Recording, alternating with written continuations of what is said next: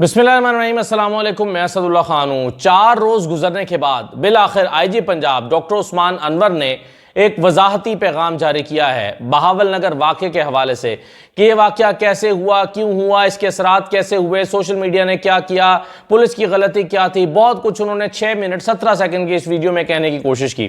इस वीडियो में उन्होंने ये भी कहा कि आपको ये बताना बहुत ज़रूरी है कि वाक़या रूनुमा कैसे हुआ। लेकिन फिर उस 6 मिनट 17 सेकंड की वीडियो में जो मैंने बड़े गौर से सुनी, ये जानने के लिए कि ये कहानी क्या थी, असल में ये कहानी उन्होंने फिर नहीं बताई। ये फिर नहीं बताया कि क्या हुआ। इस वाक़े को गोल कर गए और अफवाहों का बाजार गर्म होने के लिए एक मरतबा फिर छोड़ दिया। मैं इस वीडियो से मैंने 6 टुकड़े निकाले हैं आपके सामने रखने के लिए, ताकि आप इसका एनालिसिस कर सकें। एनालिसिस करना हमारा हक है, हमारा फर्ज भी है बतौर जर्नलिस्ट, और हमारा हक भी है बतौर शहरी कि हम उसको देख सकें कि उनकी बात में सब्सटेंस कितना है, वजन कितना है, वो कह क्या रहे हैं, वो सही कह रहे हैं या गलत कह रहे हैं, और वो दूसरों को कसूरवार ठहराने की कोशिश कर रहे हैं या अपनी खुद एहतसाबी की बात कर रहे हैं। उस्मान अनवर के इस 6 मिनट 17 सेकंड के क्लिप को आइए ज़रा टुकड़ों में मैं आपको टुकड़ों में सुनवाकर, छोटे छोटे क्लिप सुनवाकर फिर उसको एनालाइज करने की कोशिश करते हैं कि उन्होंने किन पहलुओं का अहाता किया है और उससे वो क्या नतीजा अखज़ करने की कोशिश कर रहे हैं। तो पहले ये क्लिप देखकर इस पर हम तबसरा कर लेते हैं, आखिर में फिर हम इसका एनालिसिस कंक्लूड करेंगे। सबसे पहले तो वो कह रहे हैं सारी जिम्मेदारी सोशल मीडिया पे, क्योंकि सोशल मीडिया एक बहुत गंदी चीज़ है, गंदा बच्चा है सोशल मीडिया, क्योंकि और सबको इससे शिकायत रहती है सोशल मीडिया से। अगर सोशल मीडिया वैसे ना होता तो ये मामला शायद हम तक पहुँचता ही ना। ये जो खौफनाक किस्म की वीडियोज़ आई, ये इसका पता ही नहीं चलता कि क्या हुआ है। सोशल मीडिया, क्योंकि मेन स्ट्रीम मीडिया जो है उसने उस पर तो खबर चली ही नहीं, उस पर तो खबर रोक दी गई या रुकवा दी गई। तो जब मेन स्ट्रीम मीडिया पर खबर चली ही नहीं है तो फिर खबर के यानी जानना इंसान का बुनियादी हक होता है, तो फिर जानने के लिए उसके पास सोर्स क्या रह जाता है? सोशल मीडिया रह जाता है। लेकिन सोशल मीडिया बहुत गंदा बच्चा है। सबसे पहले तो यही सुन लें, वीडियो का आगाज ही उस्मान अनवर यहां से कर रहे हैं। बहावल नगर का वाकया हुआ और एक ऐसा तासुर देने की कोशिश की गई और सोशल मीडिया पे ऐसा तूफान बदतमीजी किया गया जैसे खुदा न खास्ता पाकिस्तान की फौज और पाकिस्तान की पुलिस के दरमियान कोई टकराव की इदारों के दरमियान में सूरत हाल पैदा हो गई। सोशल मीडिया पर तूफान बदतमीजी किया गया। अब तूफान बदतमीजी जब आप मेन स्ट्रीम मीडिया पर खबर नहीं चलने देंगे और सोशल मीडिया के हाथ में चली जाएगी और न्यूज़ भी अनकन्फर्म्ड होगी, तो फिर बहुत सारी चीज़ें होती हैं। अब चलिए, आप सोशल मीडिया पर जो तबसरे हुए पुलिस के हवाले से या फौज के हवाले से, वो तो मैं मानता हूं कि इदारों की तजलील तो नहीं होनी चाहिए, ये तो बिल्कुल ठीक है।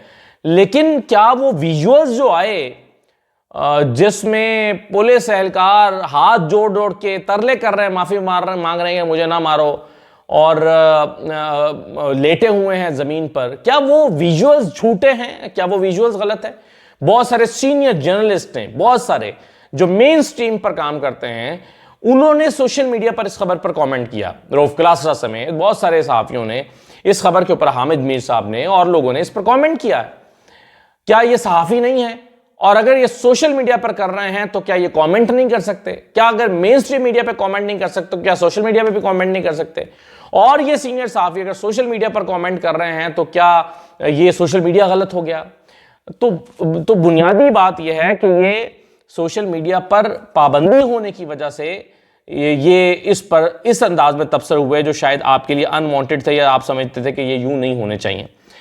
अब उसके बाद वो कहते हैं कि फौरी तौर पर इस मामले को हल किया गया, फौरी तौर पर इस मसले को हल कर लिया गया। ये सुने जरा क्या कह रहे हैं वो। इसका फौरी तौर पे एक्शन लिया गया और आरपीओ भावलपुर ने लोकल आर्मी की कमांड के साथ उस इलाके का दौरा किया। अच्छा, अब वो कह रहे हैं कि फौरी तौर पर इस मसले को हल कर लिया गया। अगर ये मसला फौरी तौर पर हल हो गया तो फिर मेरा सवाल यह है कि 3 दिन तक किस बात का इंतजार करते रहे? ये अफवाहें क्यों फैलने देते रहे? अगर मसला हल हो चुका था तो पहले ही दिन आईजी साहब अपना मौक़िफ़ जारी करते, एक प्रेस रिलीज आ जाती, आज ISPR की तरफ से भी आई है, तो शायद अफवाहों का बाजार इतना गर्म ही ना होता, तो शायद ये तूफान बदतमीजी जिसे आप कह रहे हैं सोशल मीडिया पर, ये मचती ही ना। अगर आप 3 दिन तक इंतजार ना करते तो शायद ये सब कुछ ना होता जो हमने देखा है, जो कुछ हुआ।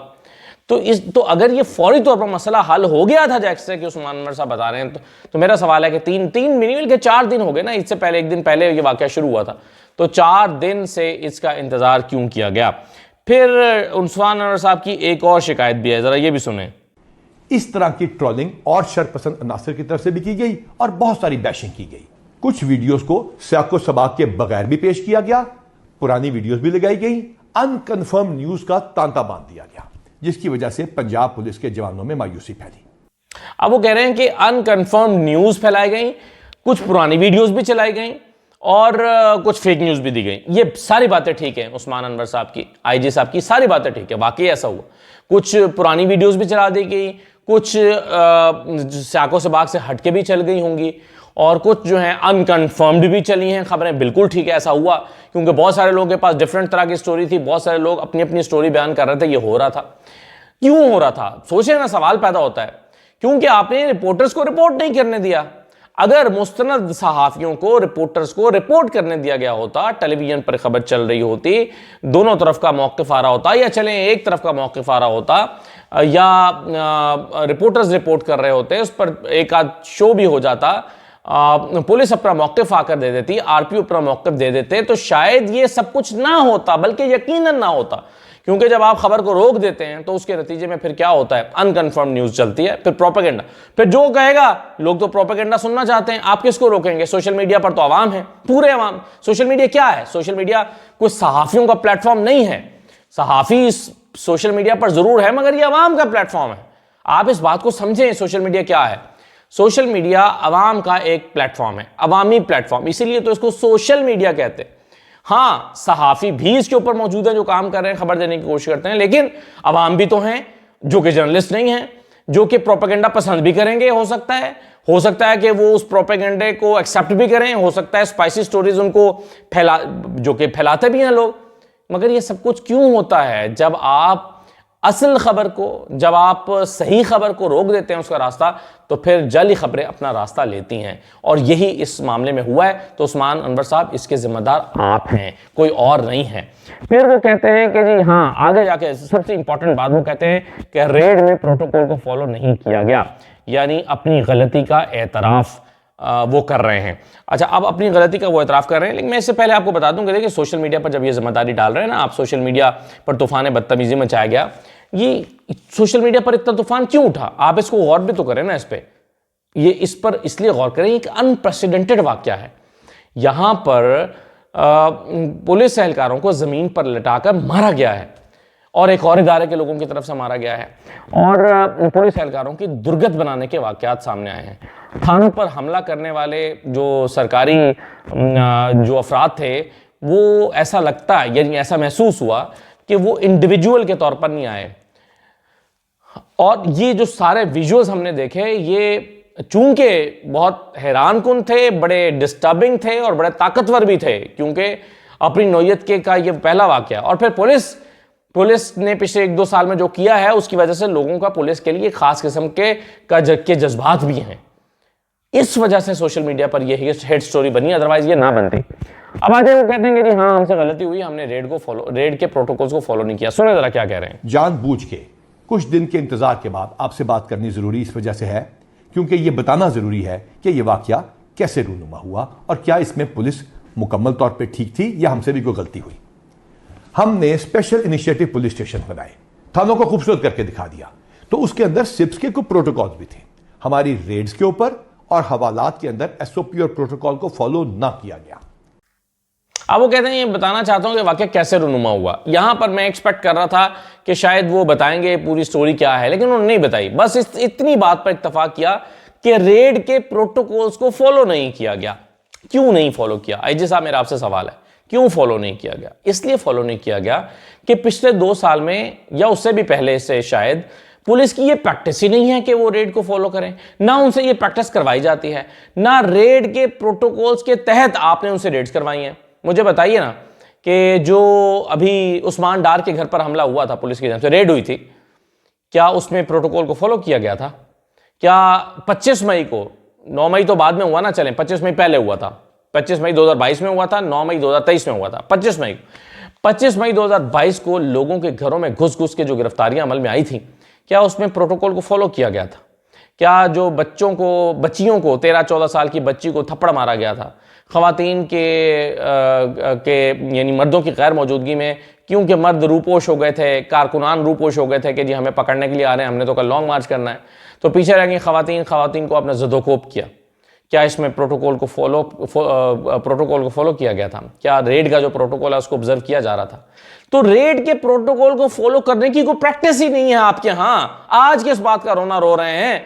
आज आप रोना रो रहे हैं कि जी नहीं हमसे गलती हो गई, एक गलती हो गई, रेड को फॉलो नहीं किया गया। नहीं जनाब, ये गलती रोज ना सिर्फ होती है, बल्कि ये गलती आप खुद करवाते हैं। बल्कि कहते हैं कोई किसी की जरूरत है आपको कहे कि प्रोटोकॉल फॉलो करूंगा, आप कहते हैं जाओ जाके फलां का घर तोड़ दो, फलां के घर को नीस्तो नाबूद कर दो, फलां का जो है वो बालकनी गिरा दो, फलां में खवातीन को जो है वो बेइज्जत करो। तो क्या रेड को करते हुए प्रोटोकॉल, कल इमरान राज बता रहे थे मेरे घर में बगैर रेड के प्रोटोकॉल को फॉलो किया और बगैर वारंट के 3 दफा रेड हुई है। एक जर्नलिस्ट के घर में, या चले एक आप नहीं जर्नलिस्ट मानते ना माने, एक इंसान के घर में, ये तो मानते हैं ना कि इंसान है वो, तो किसी इंसान के घर में, किसी एक शहरी के घर में, पाकिस्तान का शहरी तो है वो मुअज्जिज़, उसके घर में प्रोटोकॉल के बगैर रेड हुई है। तो जनाब पुलिस की प्रैक्टिस ही नहीं है प्रोटोकॉल को फॉलो करने की। तो यहां पर आपको शेर को सवा से टकर गया तो आपको एहसास हो गया कि नहीं हमसे गलती हो गई थी, हमने प्रोटोकॉल को फॉलो नहीं किया था।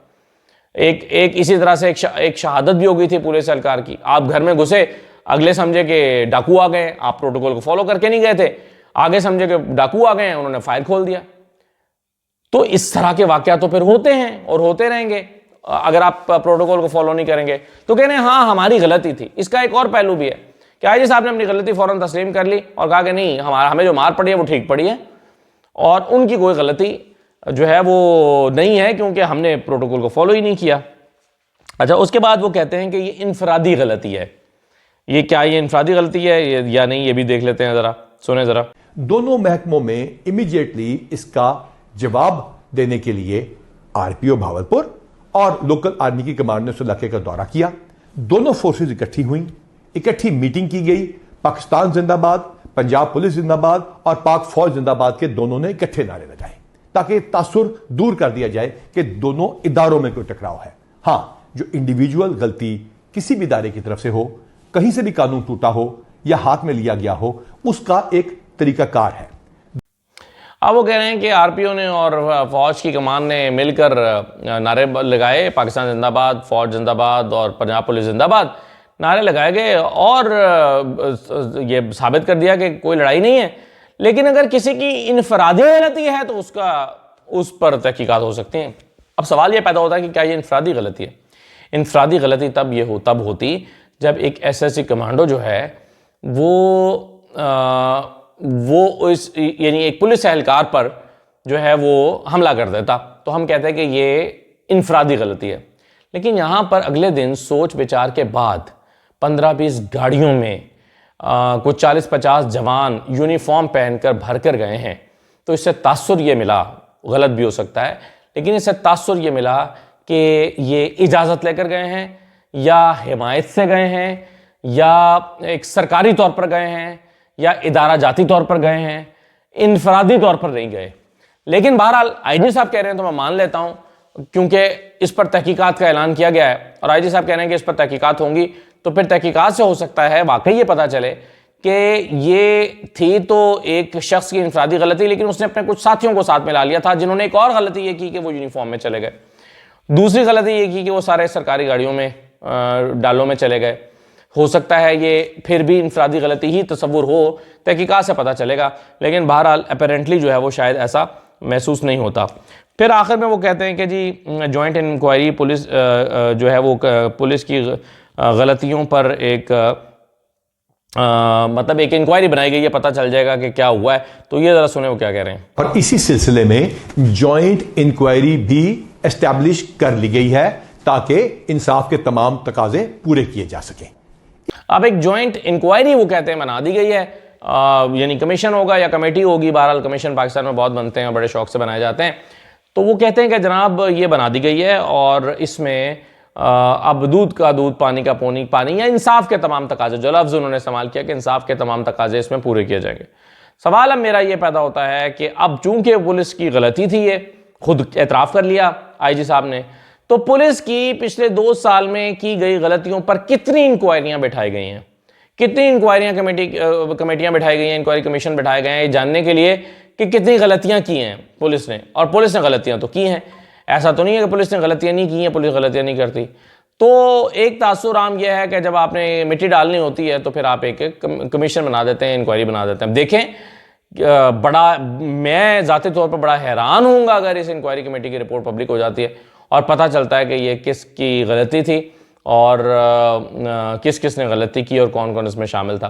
तो बहरहाल इंतज़ार करना पड़ेगा इस इंक्वायरी कमेटी का। सरकारी तौर पर ये बनाई गई, पंजाब हुकूमत की इंक्वायरी कमेटी बनाई गई है, तो देखना पड़ेगा कि पंजाब हुकूमत की बनाई गई इस इंक्वायरी कमेटी का नतीजा क्या निकलता है। तो ये उस्मान अनवर साहब का जी आज वजाहती बयान था और इस वजाहती बयान ने मज़ीद सवालों को जन्म दिया और आज भी उन्होंने ये नहीं बताया कि वाक़या कैसे रूनुमा हुआ। इसकी तफसीलात 2 मिनट में बता देते तो तशनगी लोगों की ख़त्म हो जाती, इबहम ख़त्म हो जाता, गलत फहमियाँ ख़त्म हो जाती और प्रोपेगेंडा भी दम तोड़ देता। जो लोग अपने अपने तौर पर कहानियाँ कशीद करके बकौल IG साहब के कहानियाँ बना कर छाप रहे हैं या लगा रहे हैं या पब्लिश कर रहे हैं या फैला रहे हैं ट्विटर पे, तो उससे कम अज़ कम ये ज़रूर होता कि वो प्रोपेगेंडा दम तोड़ देता। लेकिन बहरहाल उन्होंने ये सब चीज़ें नहीं बताई। इंक्वायरी का इंतज़ार करते हैं। इजाज़त दीजिए, अल्लाह हाफ़िज़।